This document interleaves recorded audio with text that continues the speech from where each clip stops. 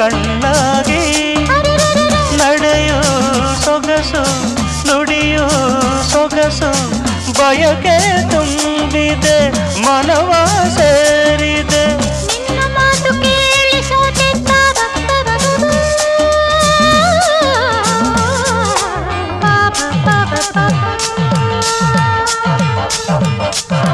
ನೂರು ಜನ್ಮ ಬಂದರೇನು ನನಗೆ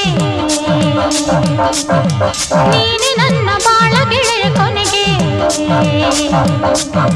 ನನ್ನ ಜೀವ ನೀನು